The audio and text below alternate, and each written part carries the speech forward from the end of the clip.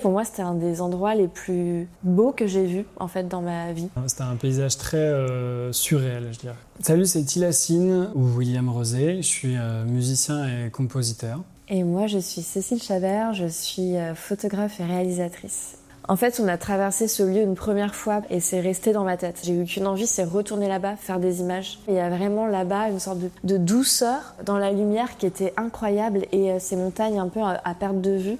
L'intérêt aussi d'un pays comme la Namibie, qui est très peu peuplé, avec des étendues folles, c'était aussi une façon pour nous, d'une part, de se retrouver dans un processus créatif où on est dérangé par rien d'autre, d'être perdu au milieu de nulle part et d'avoir que la création qui nous anime chaque jour, en fait. Le fait de ne plus être connecté du tout, c'est comme si j'avais une sorte de brouillard qui s'était un peu dissipé.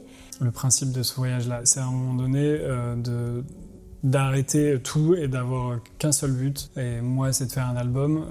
Cécile, c'est de faire des images.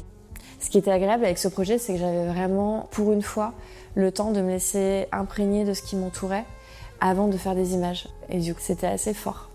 Et je pense que c'est la première fois qu'on a autant bossé à quatre mains. Disons que les idées de l'un allaient vraiment venir développer un projet chez l'autre. Donc ça a été très très fort là-bas.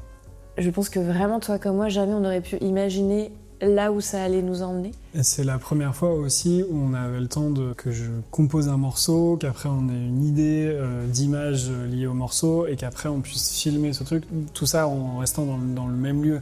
En fait, ce qui est important aussi sur ce projet, c'est que sinon moi je rentre pas juste avec de la musique et de l'audio. Il y a vraiment tout un univers visuel qui se dégage autour et qui est vraiment lié avec ces morceaux.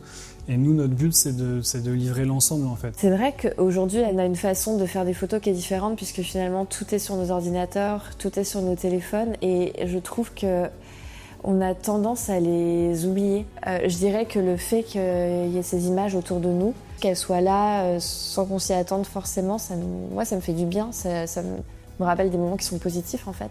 Ce qui était génial avec Whitewall, c'est que ça nous a permis... Je pense de base, on serait pas parti sur un format d'impression comme ça, donc ça nous a ouvert vraiment des possibilités sur la façon de transformer ces images et ces histoires là-bas.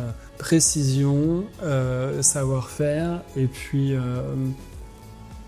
envergure pour cette image, parce que nous on a effectivement on a l'habitude de travailler sur des vinyles, donc sur des formats beaucoup plus réduits. Donc pour nous ça a été une façon de vraiment s'agrandir et de se projeter plus large.